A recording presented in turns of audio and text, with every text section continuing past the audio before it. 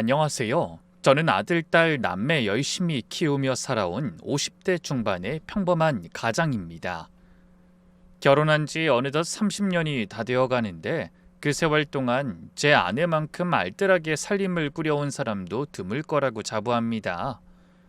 그런데 얼마 전 그런 아내에게서 도무지 이해할 수 없는 낯선 모습을 발견하게 되었고, 그 일을 계기로 제가 오랜 시간 함께 해온 사람에 대해 얼마나 모르고 살아왔는지를 깨닫게 됐습니다. 처음엔 그저 사소한 오해로 시작된 일이 시간이 지날수록 예상치 못한 방향으로 흘러가며 저희 부부는 물론 주변 사람들의 삶까지 뒤흔들어 놓고 말았죠. 지금부터 그 잊지 못할 경험에 관해 이야기해 보겠습니다. 저는 초등학교에서 아이들을 가르치고 있어요. 남들은 제 직업이 안정적이라고 부러워하지만 실상 교사 월급이라는 게 아이 둘 키우며 살림을 꾸리기에 그리 넉넉한 액수는 아닙니다. 그런 부족한 형편에도 지금까지 저희 가정을 굳건히 지탱해 올 수 있었던 건 다름 아닌 아내의 노력 때문이었습니다. 결혼하고 수십 년 세월, 두 아이를 어엿한 성인으로 키워 사회에 내놓기까지 아내는 동전 한 입 허투루 쓰는 법이 없는 사람이었거든요. 부모님 생신이든 명절이든 가리지 않고 시댁이든 친정이든 똑같이 용돈은 늘 10만 원이었습니다.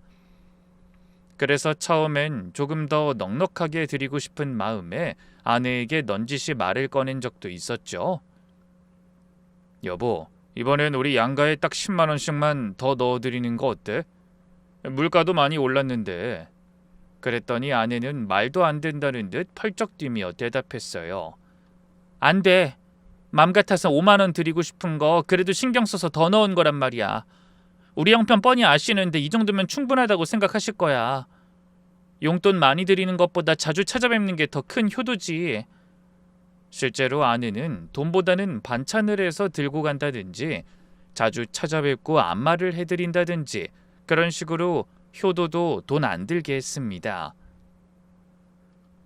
아내가 틀렸다는 건 아니지만 매번 똑같은 10만 원짜리 봉투를 내밀 때마다 저는 속으로 민망함을 삼켜야 했어요. 저희가 드리는 돈보다 부모님이 아이들에게 용돈으로 주시는 액수가 더 컸거든요. 그래도 부모님들은 자식 마음이 고맙다며 웃어 넘기셨어요. 하지만 형제들 앞에서 유독 얇은 봉투를 내미는 게 저는 늘 신경 쓰였습니다. 축의금도 마찬가지였죠. 친한 동료의 결혼식이든 먼 친척의 잔치든 아내가 준비하는 축의금은 언제나 5만 원을 넘긴 적이 없었습니다.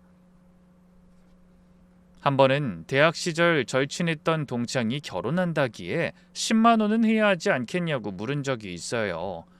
그때도 아내는 딱 잘라 이렇게 말했죠. 그 친구랑 지금은 그렇게까지 가까운 사이가 아니지 않아? 자주 얼굴 보는 사이면 몰라도 그 정도 친분이면 5만 원이면 예의는 충분히 차린 거야. 아내의 계산은 늘 명확했습니다. 어느 잔치 어느 집안에 얼마를 내야 하는지 나름의 기준이 있었고 그 기준에서 한치도 벗어나는 법이 없었어요. 외식에 대한 것도 그랬죠.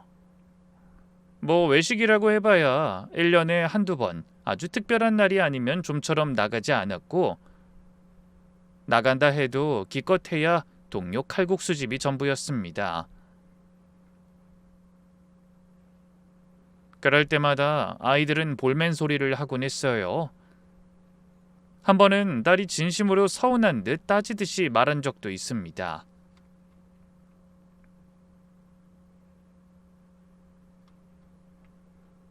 엄마, 내 친구들은 가족끼리 패밀리 레스토랑이나 고깃집에도 많이 간다더라. 근데 우린 오랜만에 나와서 또 칼국수야? 야, 갈비라도 좀 먹으면 안 돼? 그래도 아내는 웃음을 잃지 않고 아이들을 달랬습니다. 밖에서 사 먹는 게 뭐가 맛있니? 엄마가 더 좋은 고기 사다가 집에서 맛있게 해줄게. 그게 건강에도 훨씬 좋지. 저는 가만히 그 말을 듣고 있었지만 저 역시 가끔은 아이들과 근사한 곳에서 외식을 즐기고 싶은 마음이 없지 않았습니다. 아내는 식재료를 구하는 방식도 남달랐어요. 명절이면 친정과 시댁을 오가며 큼지막한 가방에 온갖 밑반찬과 김치, 장아찌, 심지어 양파나 당근, 마늘 같은 식자재를 걸어모아 채웠습니다. 장모님이나 어머니는 딸과 며느리가 살림 알뜰히 한다며 좋아하셨지만 저는 그 모습을 볼 때마다 괜스레 마음 한구석이 불편했어요. 용돈도 넉넉히 못 드리는데 갈 때마다 냉장고를 털어오는 것 같아 영 마음이 불편하더라고요. 아이들 옷도 새로 사는 법이 거의 없었습니다. 처형네 조카들이 입던 옷이 한 상자씩 넘어올 때마다 아내는 흡족한 얼굴로 좋아했고 아이들은 늘 사촌형이나 언니가 입던 옷을 물려 입으며 자라야 했죠. 다행히 큰 불만 없이 자라주는 게 고마웠지만 새학기가 시작될 때마다 좋은 옷을 입고 오는 친구들이 부러워 눈치였어요. 특히 한참 외모에 신경 쓸 나이에 딸아이가 헌옷 입고 다니는 모습을 볼 때면 저도 마음이 쓰였습니다. 하지만 그럴 때도 아내는 전혀 흔들림이 없었죠. 무엇보다 저를 가장 답답하게 만든 건 집안에서도 추운 겨울과 푹푹 찌는 여름철을 보내야 한다는 사실이었어요. 겨울에도 집안에서 두꺼운 겉옷을 입고 지내야 할 만큼 보일러를 돌리지 않았고 한여름 폭염에도 에어컨 리모컨에 손대는 법이 없었습니다. 대신 낡은 선풍기 2대로 온 가족이 길고 긴 여름을 버텨내야 했네요. 여보, 이 더위에 제발 에어컨 좀 틀자. 애들 땀띠 나겠어. 공부하는 애들이 시원해야 머리도 잘 돌아가지. 제가 몇 번이나 이렇게 말해도 아내는 단호했습니다. 전기세 무서운 줄 알아야지. 선풍기로도 충분히 견딜만 해. 다들 그렇게 못 참고 펑펑 써대니 여름에 맨날 전기 공급 부족하다고 난리인 거야. 조금만 참아봐. 한 번은 참다 못해 목소리를 높인 적도 있습니다. 우리가 이렇게 궁상맞게 살아야 할 형편은 아니잖아. 제발 적당히 하자. 그래도 아내는 흥분하는 법 없이 잠시 저를 물끄러미 바라보다 조용하고 침착하게 대답했습니다. 당신 월급으로 애들 학원비에 대출 이자에 생활비까지 다 감당하면서 저축하려면 지금보다 더 아껴야 해. 나라고 이러고 싶어서 이러는 줄 알아? 나중에 애들 독립할 때 조금이라도 도와줘야 할 거 아니야. 그 말에 저는 더 이상 아무런 말도 하지 못했습니다. 아내의 말이 틀린 게 아니라는 걸 알기 때문이었죠. 그래서 늘 툴툴거리는 것으로 말다툼이 마무리됐어요.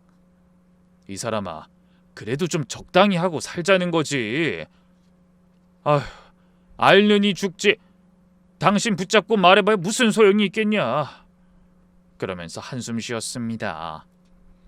제가 지나치게 절약하는 아내에게 불만이 있으면서도 더 강하게 나가지 못한 건 다 그만한 이유가 있었어요.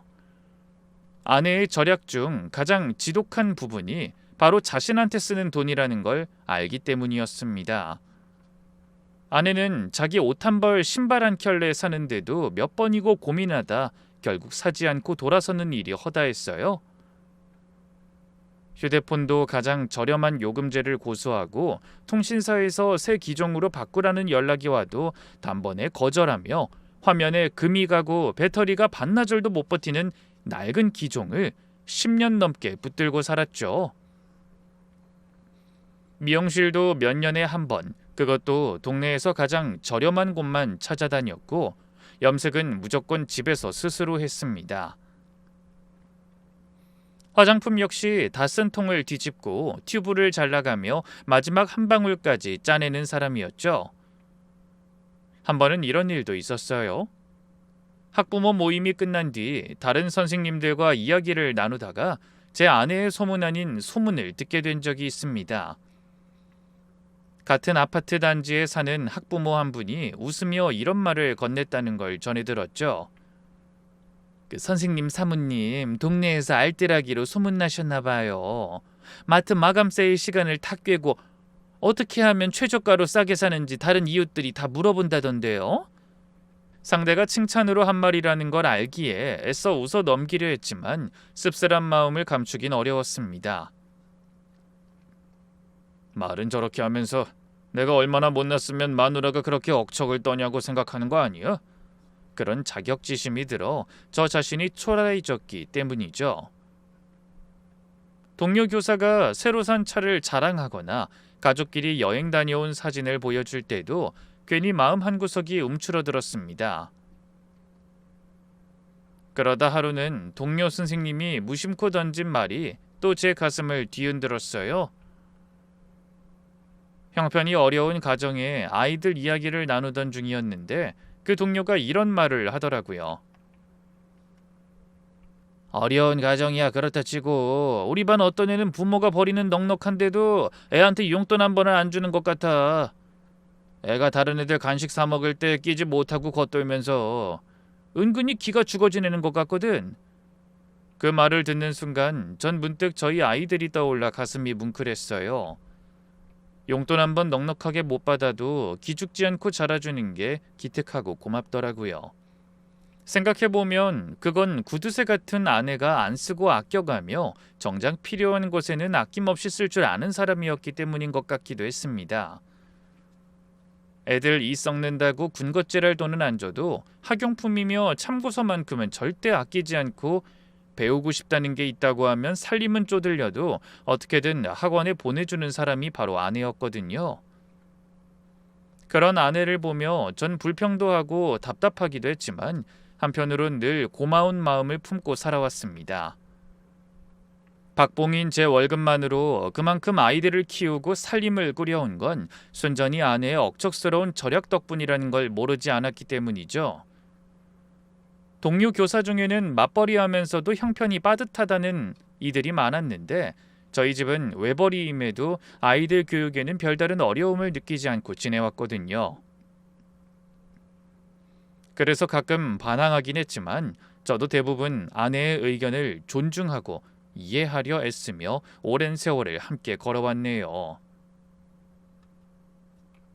아이 둘을 키우며 대출금까지 갚아나가려면 어느 한쪽이라도 허리띠를 졸라매야 한다는 것도, 아내가 겉으론 답답하고 융통성 없어 보여도 그 안에는 나름의 계산과 가족을 향한 배려가 자리하고 있다는 것도 알고 있었으니까요.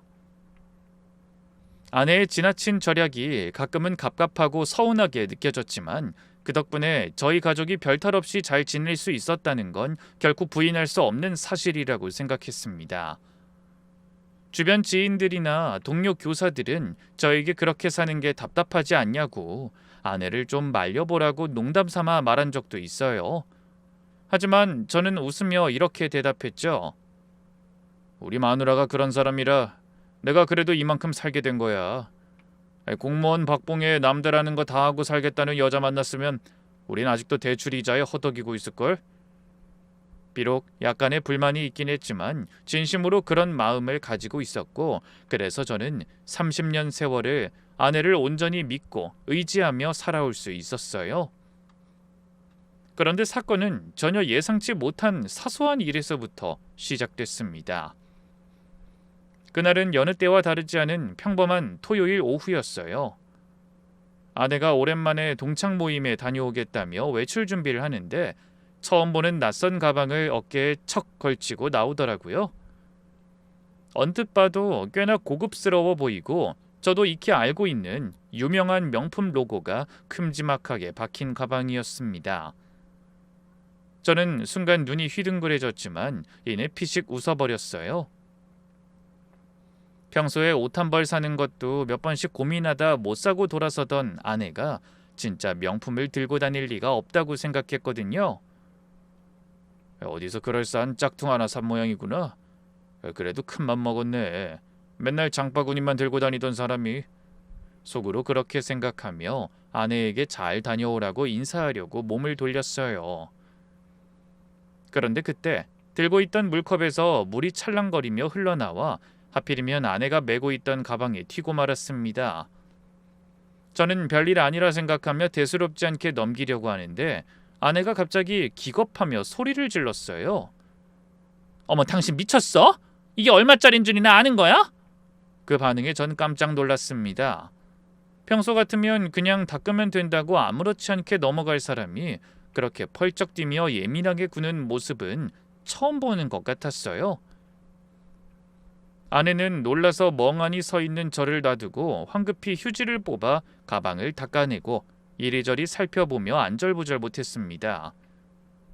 그 모습을 보고 있자니 뭔가 이상한 생각이 들었어요. 아니, 이게 뭐라고 그렇게까지 놀라?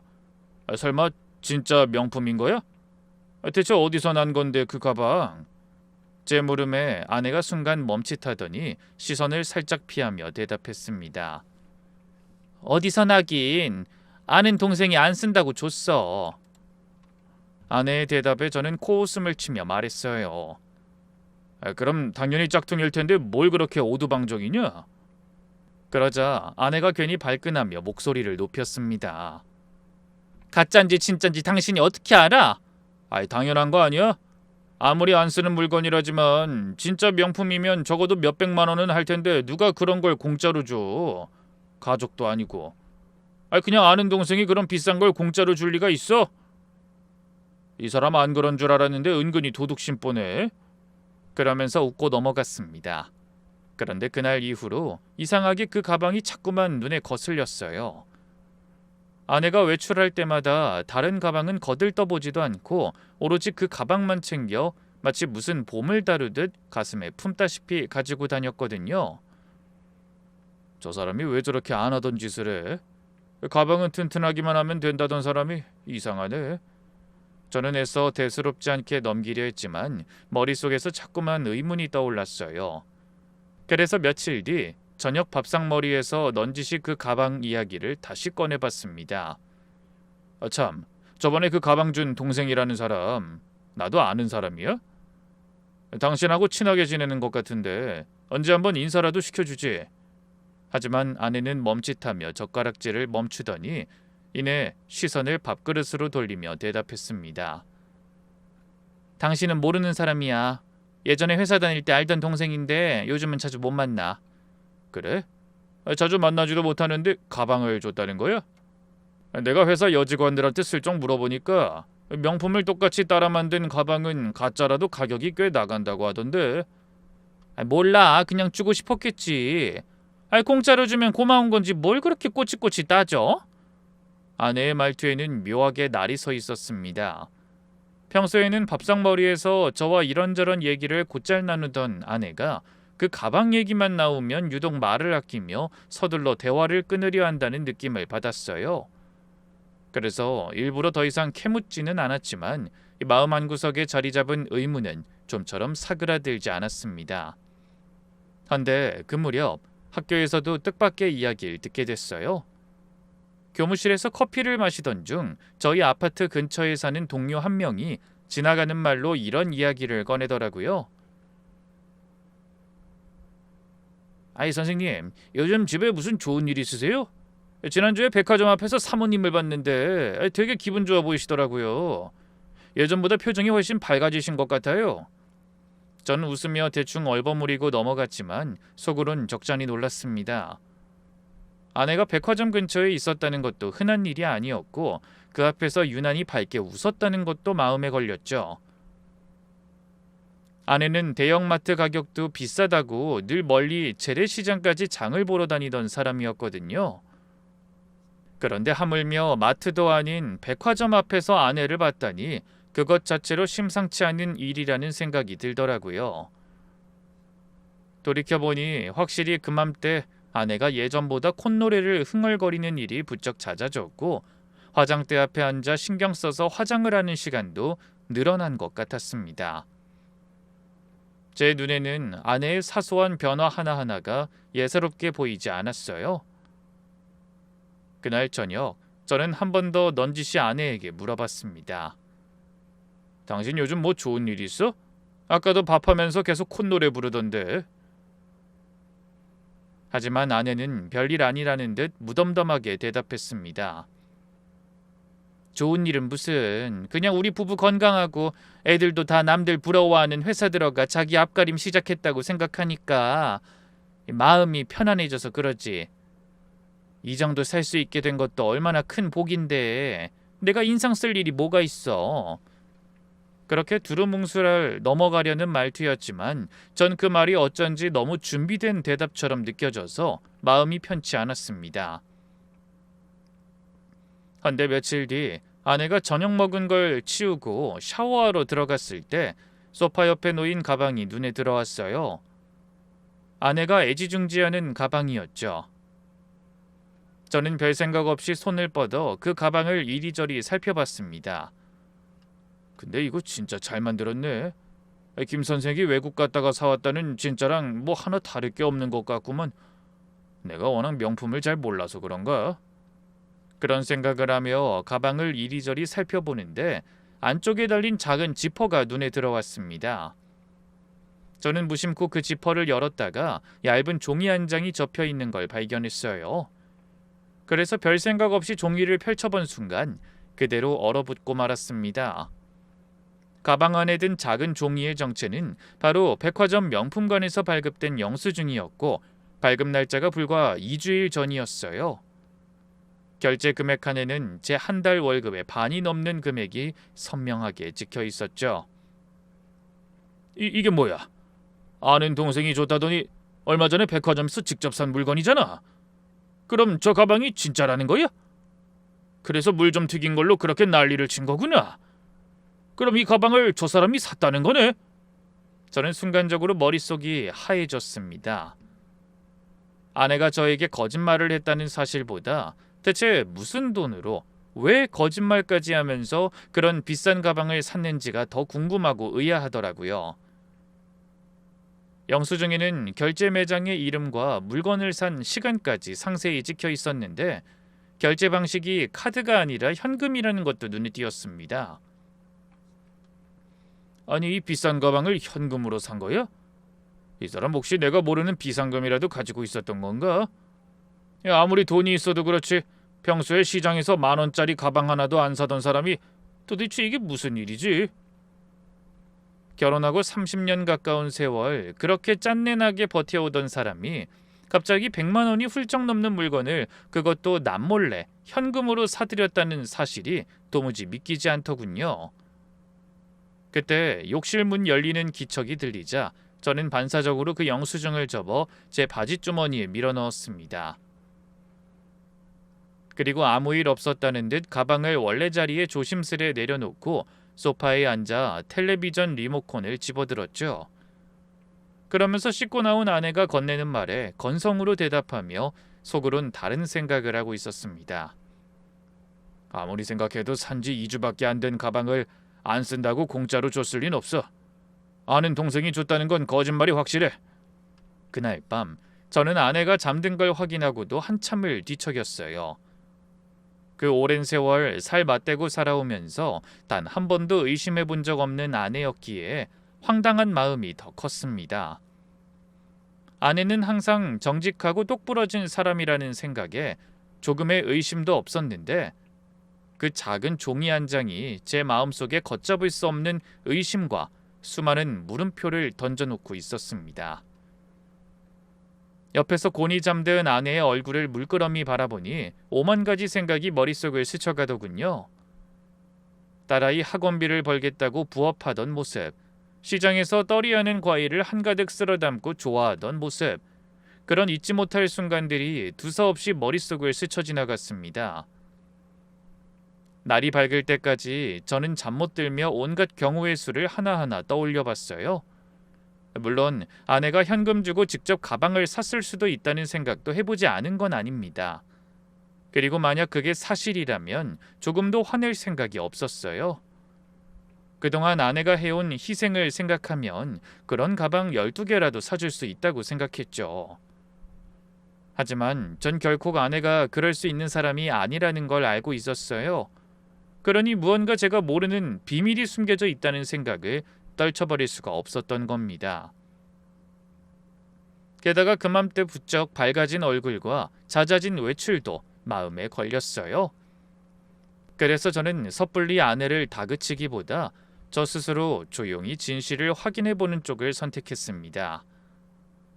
괜한 오해라면 저 혼자 조용히 알아보고 넘기면 그만일 테고, 만약 정말 무슨 일이 있는 거라면 제대로 짚고 넘어가야 한다고 생각했거든요. 저게 진짜 이 사람이 산 게 맞는 건지 내일 저 영수증이 찍힌 매장에 한번 가봐야겠다. 이 사람이 도대체 뭘 하고 다니는 건지 내 눈으로 직접 확인해야겠어. 그렇게 다짐하며 억지로 오지 않는 잠을 청했습니다. 다음 날 아침, 저는 평소보다 훨씬 일찍 자리에서 일어났어요.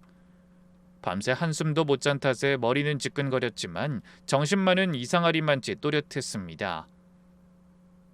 아내가 출근 준비를 하는 저를 배웅하며 여느 때처럼 웃는 얼굴을 보이는데 그 웃음이 더는 예전만큼 편하게 느껴지지 않았죠. 지난 밤까지만 해도 그저 상상에 불과했던 의심들이 아침 햇살 아래 아내의 태어난 얼굴을 마주하자 더욱 그 형태가 또렷해지며 마치 가슴에 불을 지피는 것 같았습니다. 그날 저는 퇴근하자마자 바삐 걸음을 옮겨 곧장 영수증에 찍힌 백화점 명품관으로 향했어요.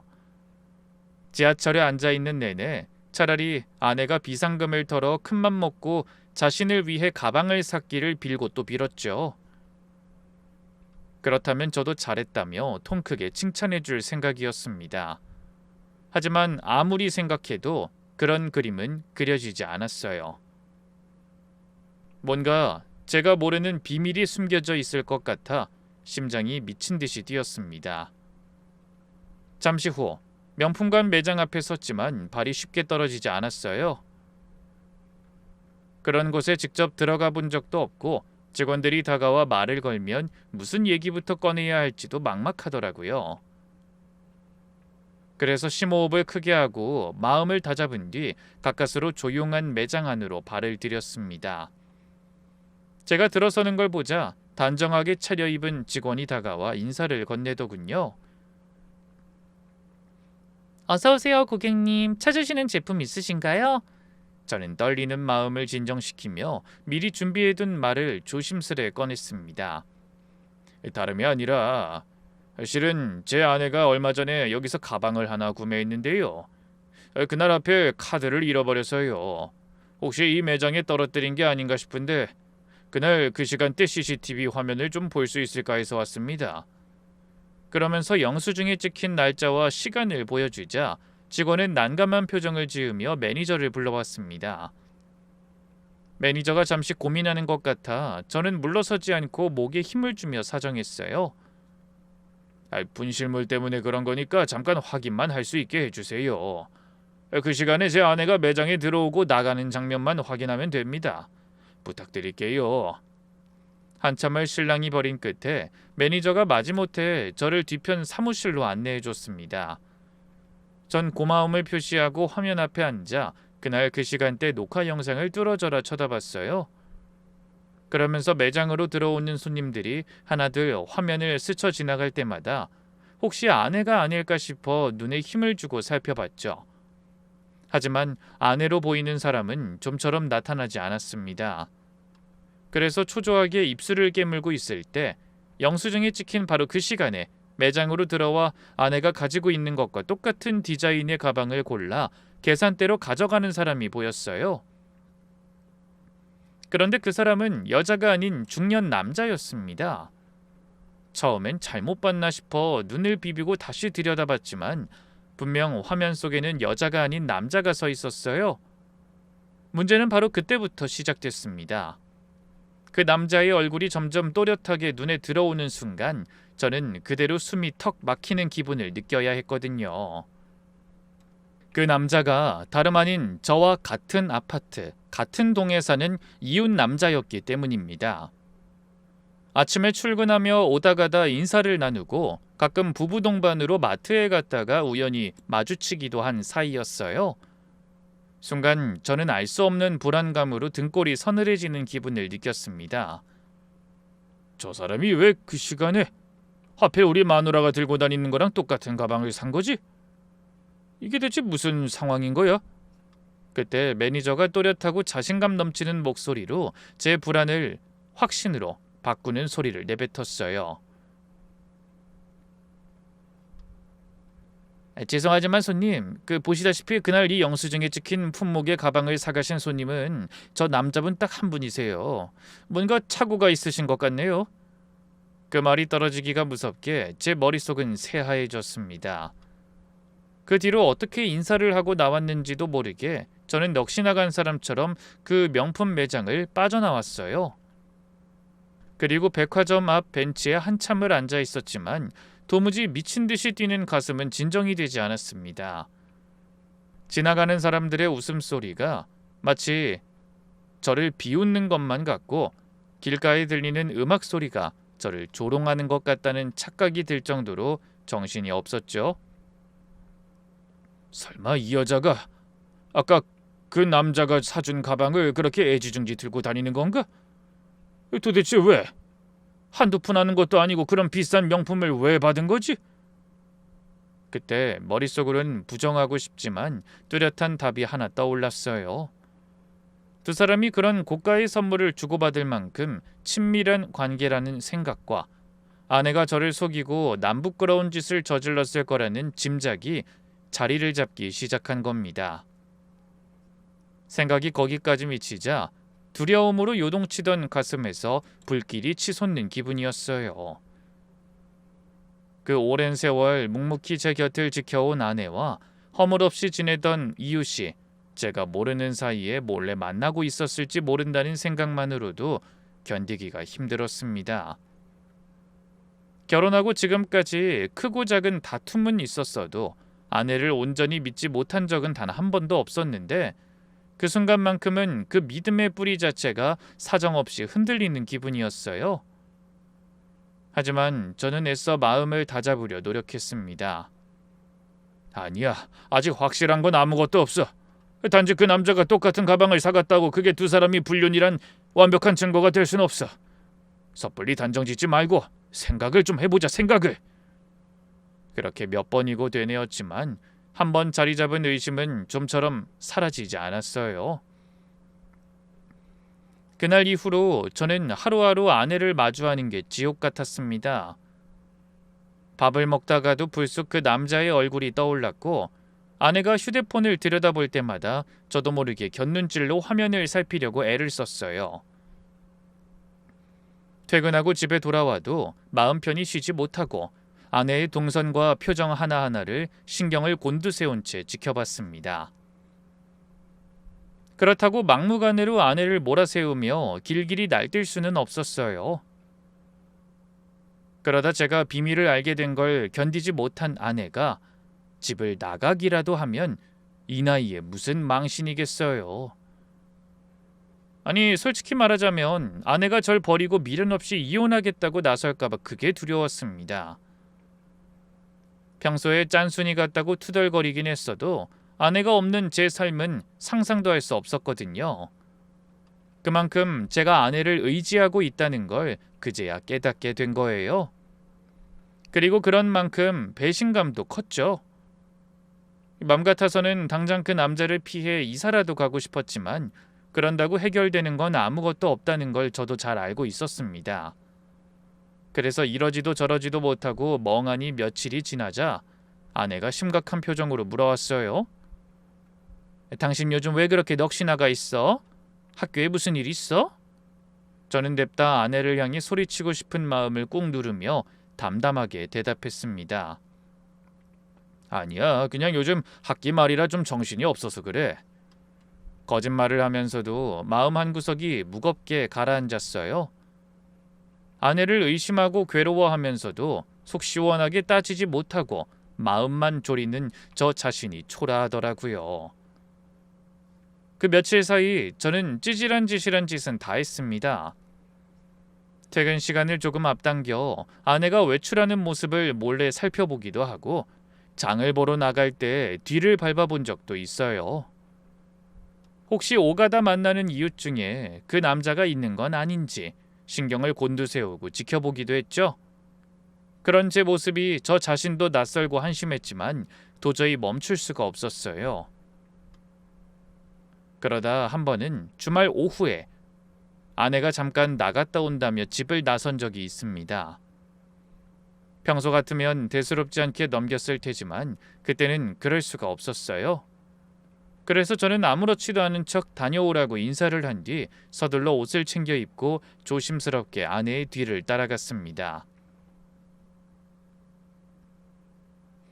아내는 아파트 상가를 지나 근처 카페로 들어가더니 누군가와 웃으며 전화통화를 했어요. 저는 멀찍이 떨어진 곳에 서서 유리창 너머로 안을 살펴보고 있었습니다. 불행인지 다행인지 시간이 한참 지나도록 아내를 만나러 오는 사람은 없었어요. 그저 아내 혼자 커피를 마시며 휴대폰만 들여다보고 있더라고요. 그 모습을 보고 있자니 안도감과 동시에 자괴감이 몰려왔습니다. 내가 지금 뭘 하고 있는 거지? 이 나이에 마누라 뒤나 밟고 다니고. 차라리 그 가방을 왜 받은 건지 솔직하게 물어볼까? 혹시 알아? 뭔가 고마운 일이 있어서 답례한 걸 수도 있고 알고 보면 별일 아닐 수도 있잖아. 그렇게 고민하다 그냥 발길을 돌리려는데 그때 카페 안으로 들어오는 낯익은 남자의 모습이 보였습니다. 그 이웃 남자가 틀림없었어요. 남자는 망설임 없이 곧장 아내가 앉아있는 테이블로 다가가더니 반가운 얼굴로 말을 건넸습니다. 그러자 아내도 자리에서 일어나 웃으며 뭐라고 말하더군요. 저는 심장이 쿵 가라앉는 기분을 느끼며 절망했어요. 마음은 당장 그곳으로 뛰어들어가 두 사람을 잡돌이하고 싶었는데 다리가 얼어붙은 것처럼 움직이지 않았습니다. 두 사람이 나란히 서서 무언가를 이야기 나누는 모습을 보자 불안과 초조함으로 심장이 터져버릴 것 같았어요. 아내는 오랜만에 보는 환한 얼굴로 웃고 있었고 남자 역시 아내를 바라보며 다정하게 웃음을 짓고 있었죠. 멀리서 보기에도 두 사람 사이에 제가 모르는 친밀함이 흐르고 있는 것 같았습니다. 그 모습을 보는 순간 눈앞이 하얘지고 심장이 미친 듯이 뛰기 시작하며 그동안 참아왔던 며칠간의 불안과 자책, 서러움이 한꺼번에 터져나왔어요. 그래서 이상을 붙잡을 겨를도 없이 저도 모르게 성큼성큼 카페 안으로 들어가 두 사람을 향해 뛰다시피 걸어갔습니다. 먼저 저를 발견한 아내가 화들짝 놀란 얼굴로 바라봤지만 전 그런 아내에게서 눈을 돌려 남자의 멱살을 와락 움켜쥐고 말았어요. 온몸이 부들부들 떨려왔지만 어떻게든 손을 놓치지 않기 위해 이를 악물고 남자를 노려봤습니다. 카페 안에 있던 사람들의 시선이 일제히 저희 세 사람에게 쏠렸어요. 여기저기서 수근거리는 소리가 들렸지만 그런 건 신경 쓰이지도 않더라고요. 마치 그 자리에 저와 아내 그리고 그 이웃 남자 세 사람만 존재하는 기분이었어요. 저는 그대로 멱살을 움켜쥔 채 숨을 헐떡이며 남자를 다그쳤습니다.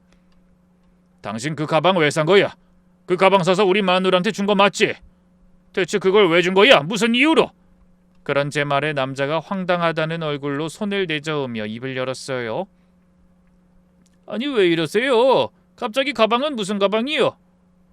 시침이 되지 마! 내 두 눈으로 백화점 CCTV까지 확인했어. 그날 그 시간에 우리 마누라가 들고 다니는 거랑 똑같은 가방 산 사람은 당신 하나뿐이었다고. 매장 직원이 분명히 확인해준 사실이야. 그런 저를 옆에서 지켜보던 아내는 그야말로 어안이 벙벙한 얼굴이었어요. 무슨 영문인지 모르겠다는 듯 눈을 껌뻑이더니 저와 남자를 번갈아 바라봤죠. 여보, 그게 다 무슨 소리야? CCTV는 또 뭐고? 이분한테 내 가방 얘기는 왜 하는 건데? 아내가 허옇게 질린 얼굴로 소리쳤지만 저는 아랑곳하지 않고 남자를 몰아세웠습니다. 그건 이 자식한테 물어봐야지. 몇백이 넘는 명품 가방을 현금으로 사서 아내한테 갖다 바친 인간한테. 그러자 남자가 사색이 된 얼굴로 목소리를 낮추더니 저한테 매달리듯 사정하기 시작했습니다. 그걸 어떻게? 제발 목소리 좀 낮춰주세요. 우리 집사람 귀에 들어가면 저 정말 큰일 납니다. 부탁드립니다. 네! 그 말을 듣는 순간 전 온몸에 소름이 돋았습니다. 남자의 반응 자체가 뭔가 캥기는 게 있다는 걸 스스로 증명하는 것 같았거든요. 저는 목소리를 조금 낮추되 눈빛만은 매섭게 남자를 쏘아보며 단호하게 말했습니다. 마누라한테 들키면 안 될 짓을 왜 한 거야? 대체 왜 그런 짓을 한 건지, 언제부터 둘이 이렇게 따로 만나온 건지 다 말해. 아니면 지금 당장 그 집으로 달려가서 당신이 한 짓 다 말할 테니까. 그러자 남자가 잠시 머뭇거리다가 고개를 떨구며 힘겹게 입을 열었습니다. 그게 사실은 제가 만나는 여자한테 선물하려고 산 거예요. 그 사람이 가방을 좋아하거든요.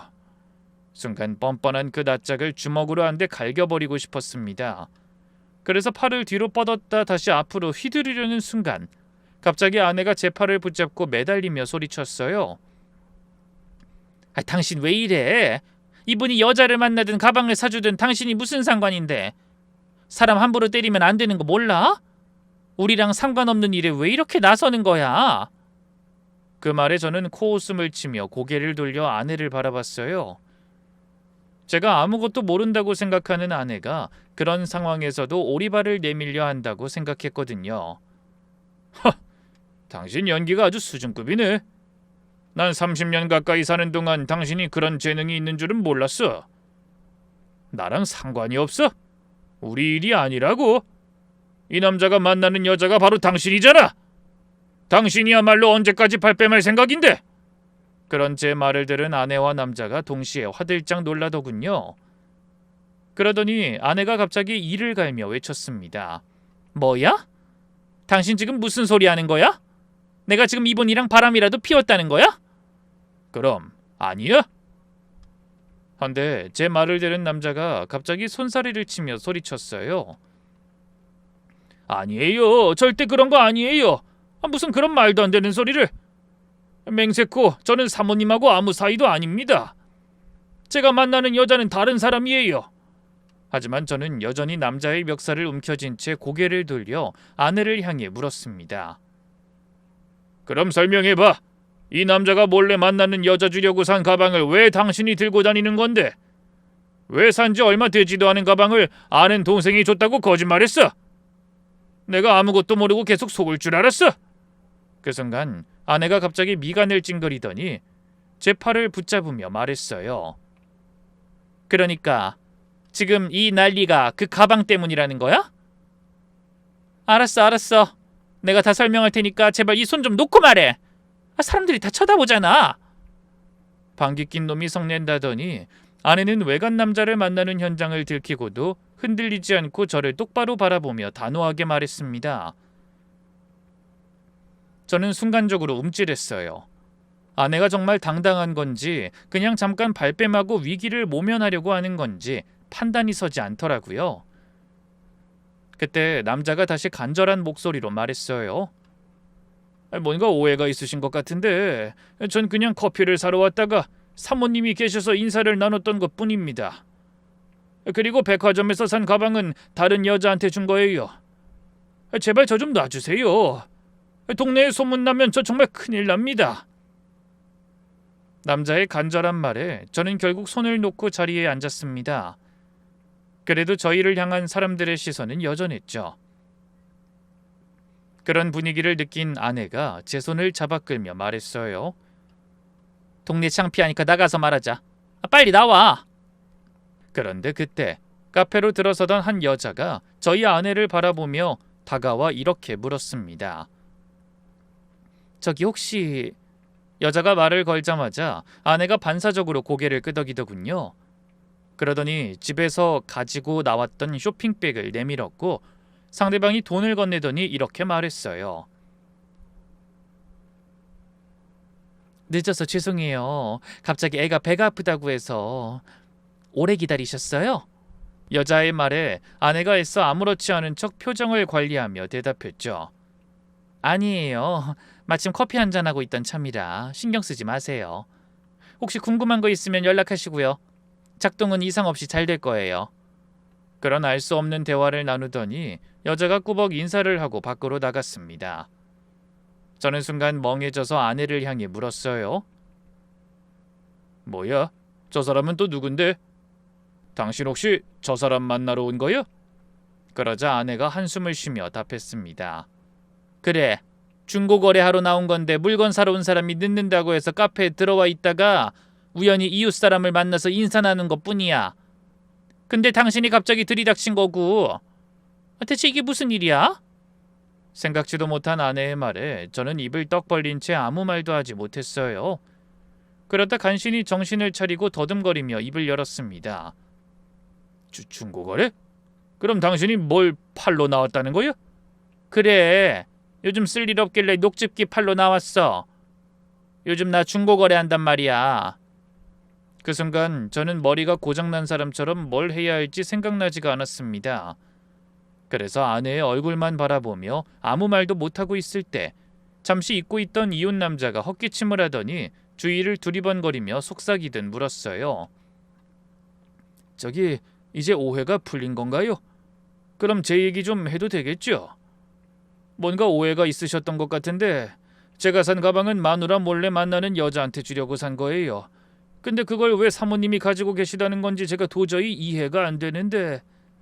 그런 남자의 말에 제가 다시 입을 열었습니다. 우리 집사람이 들고 다니는 가방에서 영수증이 하나 나왔어요. 그래서 그 가방을 산 곳에 갔다가 누가 사갔는지 알게 됐고요. 근데 이게 어떻게 된 건지.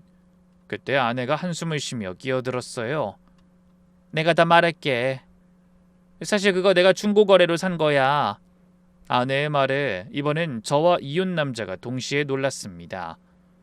뭐야? 당신이 중고로 산 거라고? 뭐라고요? 그걸 중고로 사셨다고요? 그럼 그 여자가 제가 사준 가방을 팔았다는 거예요? 맞아요. 무슨 사연이 있는지 모르겠는데 상태가 너무 좋은 미사용품을 싼 값에 판다고 하길래 제가 산 거예요.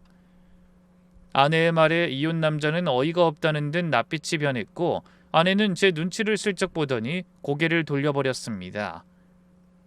가방이 어디서 난 건진 알게 됐지만 전 그 상황이 여전히 이해되지 않았어요.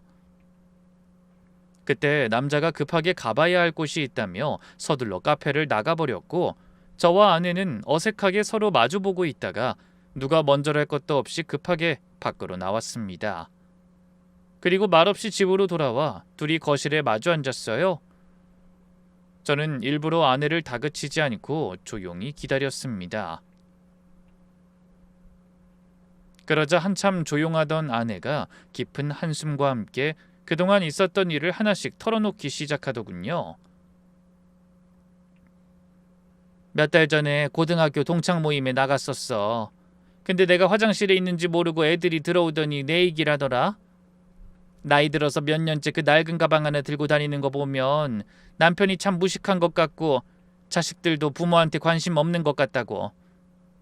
아끼고 사는 거랑 빈티나게 사는 거랑은 다른 건데 내가 너무 답답하다는 거야. 그 말을 하는 아내의 목소리가 점점 떨려왔지만 울지 않으려 노력하며 말을 계속 이어갔어요. 그 말을 듣는데 너무 속상하고 창피해서 그 자리에 있을 수가 없었어. 그래서 도망치듯 급한 일 있다고 나와버렸는데 집에 돌아오는 길에 너무 비참한 생각이 드는 거야.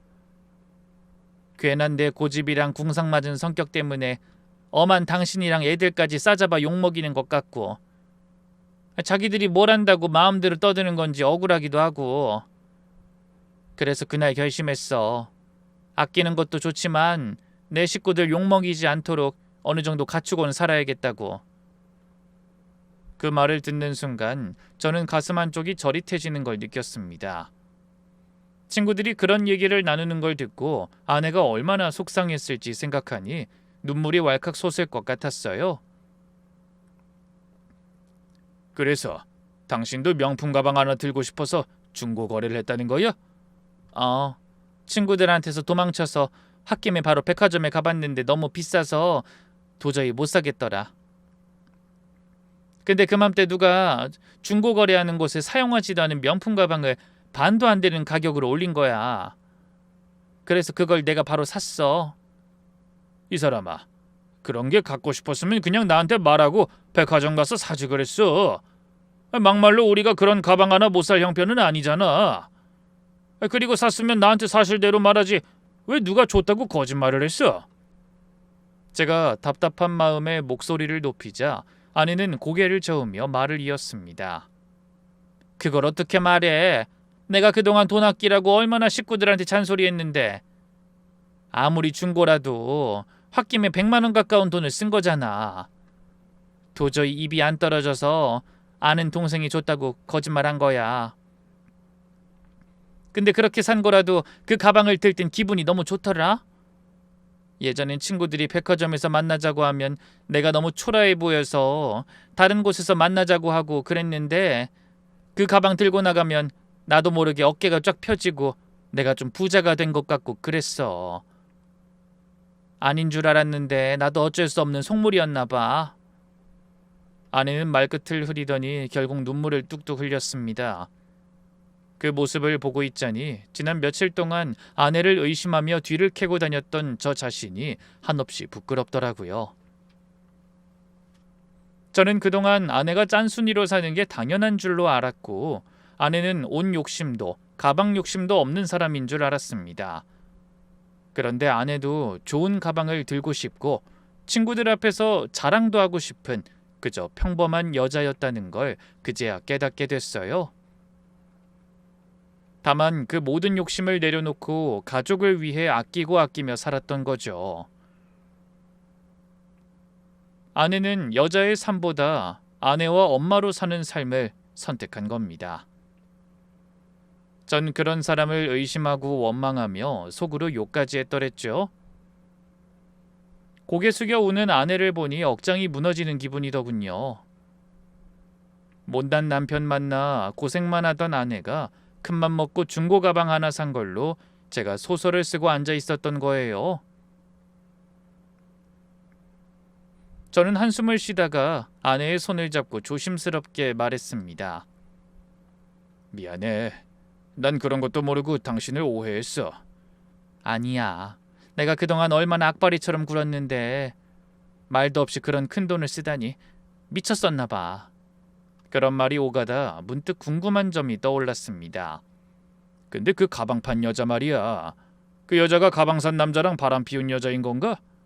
그 말에 아내가 눈물을 닦으며 말했어요. 그런가? 그러고 보니 그땐 별 생각 못했는데 그 여자 말이야. 그런 명품을 엄청 많이 팔고 있더라. 그래? 응. 내가 산 가방 말고도 옷이랑 신발도 많이 팔더라고. 하나같이 다 비싼 물건인데 사용하지도 않고 팔거나 몇 번 안 쓰고 판다고 올라온 게 많았어. 뭐하는 여잔가 궁금했는데 혹시 그걸 다 그 남자가 사준 걸까? 글쎄, 뭐 알 순 없지. 아무튼 그 남자 부인은 아무것도 모를 텐데. 순간 저와 아내는 서로 얼굴을 마주봤습니다. 상황이 어떻게 돌아가는 건지 그제야 어렴풋이 그림이 그려지기 시작했죠. 헌데 그때 인터폰이 울려 확인하니 카페에서 다급하게 나갔던 남자가 저희 집에 찾아왔더라고요. 아내가 문을 열어주니 남자가 씩씩거리고 안으로 들어서며 저희가 예상했던 말을 털어놨어요. 사실 그 여자를 만난 지 반년 정도 됐어요. 이것저것 사달라는 게 많아서 마누라 몰래 현금으로 다 사줬죠. 제가 갈비집을 해서 아내 몰래 현금 빼돌리기가 쉽거든요. 카드를 쓰면 걸릴 수도 있고요. 그 말을 조용히 듣고 있던 아내가 마치 자기 일이라도 되는 듯 허공에 대고 한숨을 쉬었습니다. 이웃 남자는 슬쩍 그런 아내를 눈치 보더니 말을 이어갔어요. 근데 이 여자가 저만 만나고 있었던 게 아니더라고요. 이 남자 저 남자 만나면서 가방이니 구두니 비싼 걸 받아내서 중고로 팔고 있었어요. 돈으로 달라고 하면 꽃뱀 취급받을까봐 그랬는지 참 기가 막혀서. 거기까지 듣던 저는 남자를 향해 난감한 말투로 물었습니다. 저기 그런데 그 말씀을 왜 저희한테 하시는 건지. 그러자 남자가 갑자기 제 손을 덥석 잡더니 간절하게 말했죠. 제가 이제 다시는 그 여자 안 만나기로 하고 오는 길이에요. 다 끝났습니다. 그러니까 제발 우리 집사람한테는 비밀로 좀 해주세요. 부탁드립니다. 남자는 저희 때문에 바람 피운 사실을 아내한테 들킬까봐 안절부절 못하고 있더라고요. 그런 남자를 향해 아내가 팔짱을 끼고 다가와 단호하게 말했습니다. 정말 그 여자랑 헤어진 거 확실한 거죠? 저희가 지켜보고 있다는 거 명심하세요. 혹시라도 계속 만나시는 것 같으면 당장 집으로 올라가서 사모님한테 말씀드릴 거예요. 남자는 연신 고개를 숙이며 몇 번이고 알겠다는 말을 되풀이했습니다. 남자가 나가고 나자 정신없이 몰아쳤던 감정이 조금씩 가라앉으면서 전 그제야 제 옆에 있는 아내를 제대로 바라볼 수 있었습니다. 여전히 눈가가 부어있는 아내를 보며 저는 말없이 손을 꼭 잡았어요. 아내도 제 손을 놓지 않고 가만히 고개를 들고 절 바라보더군요.